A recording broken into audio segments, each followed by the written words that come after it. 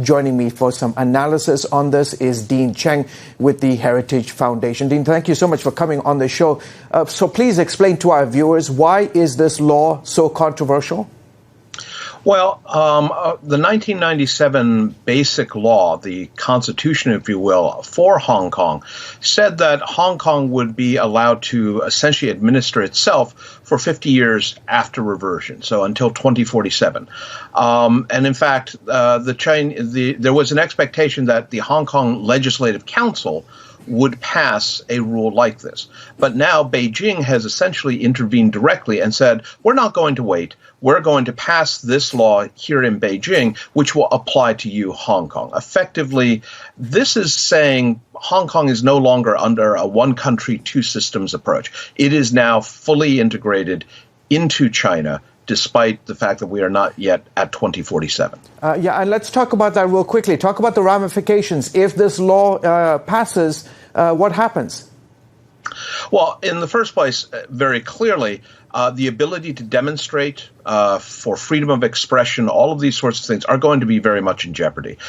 Even before this, as soon as the COVID clampdowns began, the Chinese began to also arrest organizers of the various protests that have been ongoing for about the last year and a half.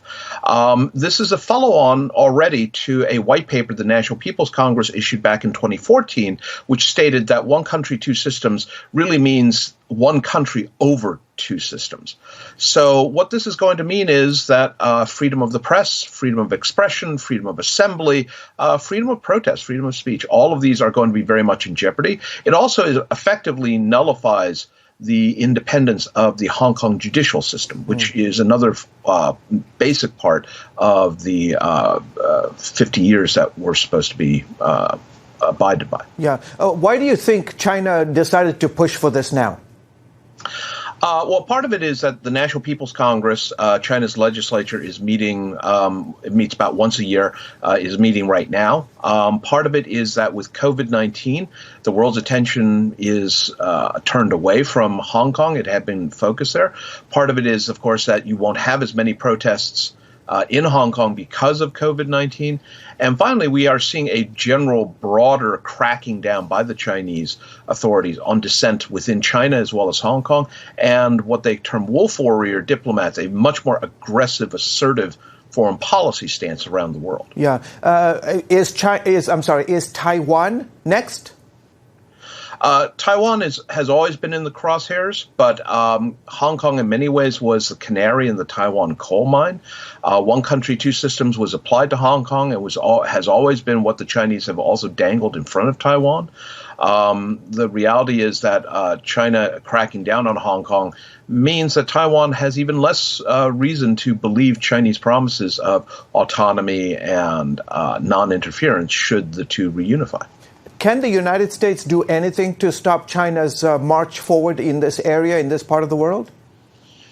Well, with regards to Hong Kong, there is discussion now about whether or not Hong Kong investments, Hong Kong itself should be treated simply as part of China, which would clamp down a lot on everything from investments to access to technology. Throughout East Asia, the region doesn't want to choose between the United States and China. The irony here is that China more and more is the one that is forcing countries to choose.